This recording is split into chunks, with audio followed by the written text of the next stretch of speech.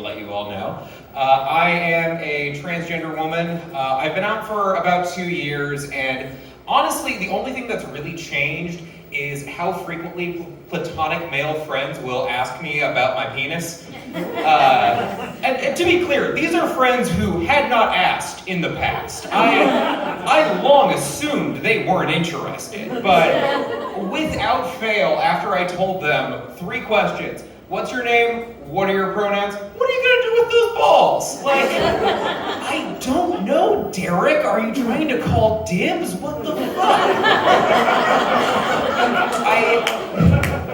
I think a lot of straight cis guys just, they can't imagine living without a penis. Like, it's their unitasker. It's their one tool they use for everything. Like, for me, I kind of think of my dick like a cast iron pan. Like, I got really into the idea of having one in college. And then I just had to gradually admit it wasn't gonna be for me. Like, it is super cumbersome. It doesn't fit my lifestyle. Guys always have terrible advice about keeping them clean. You don't wash it, bro. That's where the seasoning comes from.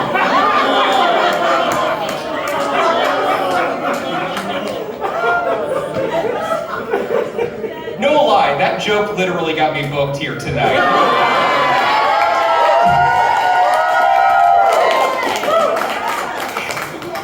I told a dick joke so good it got me a job and $3. Wow. I also love being a trans woman because I never anticipated being the #1 enemy of everyone's weird uncle who pretends to care about women's sports. Like, for the amount that, old dudes will scream about, men ruining women's sports, you'd think I would have seen one of them at a WNBA game, but it's never happened. It's just old lesbians and young girls who are about to realize they're lesbians. It's lesbians all the way down.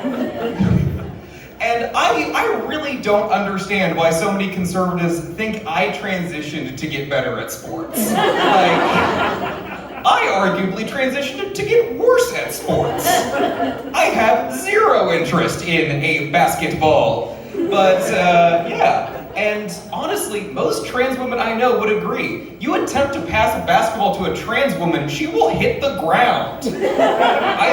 Either just, from dodgeball-related PTSD, or just the sheer weight hitting that tiny frame. They're gonna hit the deck. We are not a hardy sort.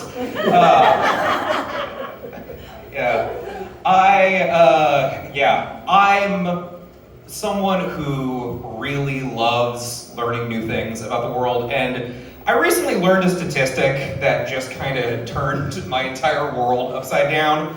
I'm gonna ask a question, just shout out answers. What do you think the #1 restaurant in America to get food poisoning at is? Denny's. I heard a couple IHOPs, a few Taco Bells. The predictable answers.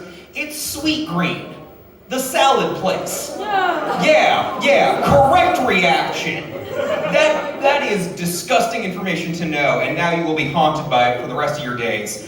Because as a culture, we have really painted food poisoning as almost a divine punishment for food crimes. Like, if you call in sick to work with food poisoning, it should be the case that you bought sushi at Best Buy. Like, a lot of people here said Taco Bell, and, we all joke about Taco Bell giving us the shits, and, the undertone is always, as is deserved. Like, you went to the restaurant that uses Doritos as an ingredient. Your body reserves the right to fight you on that decision. But in all of my years of eating their salty, salty, salty beef, it has never been a problem for me, just because I don't get it with tomatoes or lettuce. That's it. Like, That one decision alone has probably saved me 3 years of shirtless toilet time. We all know shirtless toilet time. It's 3 a.m., your face is hot, your hair is wet, you start stripping down just for leverage, presumably. Next time that happens, next time you're in that zone, blame lettuce. That's lettuce's fault. Yeah. I also learned recently, did you know that Pepsi is now the 3rd most popular soda in America? It fell to 3rd behind Dr. Pepper. And I say, exactly, as is deserved. Because Pepsi has been resting on its fucking laurels for too goddamn long, in my opinion. Pepsi, it feels like, doesn't even advertise anymore. They're just like, we're Pepsi, you get it, fuck it. Like, they've stopped caring, and I've stopped caring, so America just found another brown drink to love. Like, I also really, Pepsi only exists because some places don't feel like paying a little bit extra money to have Coca-Cola, and Coca-Cola knows it's better because you can't get it at a bowling alley sometimes. And like, Dr. Pepper is also great because you can pour any liquor you want into Dr. Pepper. It will not change the flavor profile, no. It's still just gonna taste like static electricity that's been sprayed with cologne. Like, it's unchanged, you know? It's like a weak barbecue sauce with carbonated cough syrup, you know?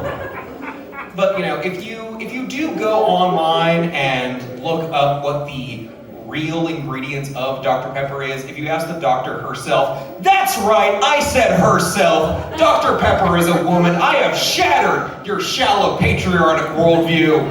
Please cheer louder and throw more money at me. But yeah, if you... I didn't know it was that easy. I just tell you. I just say, money, please. Is that all comedy is? Whoa! My dad's gonna be psyched about this. Anyways. If you ask the doctor herself, the answer is apparently spices and prunes. So, spicy prune, basically what came out of me the last time I ate a sweet grain.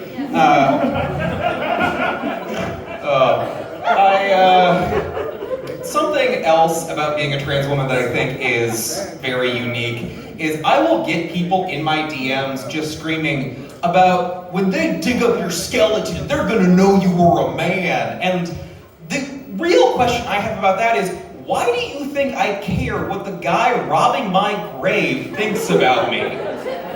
He's stealing my bones. Fuck that guy. Oh, and honestly, it's not even relevant because I already know what I'm gonna do with my corpse after I die.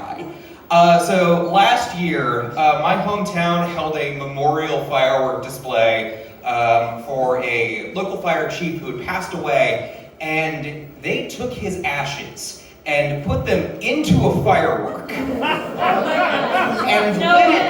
lit it off as the grand finale of this display. And I regret to inform you, it's the best firework I've ever seen. Like, we have figured out how to make fireworks cool, and it is a formula that requires a human corpse. So, next time you're out there and you see a firework that really just takes your breath away, that may be me up there because I was a flaming queer in life and I'll be one in death.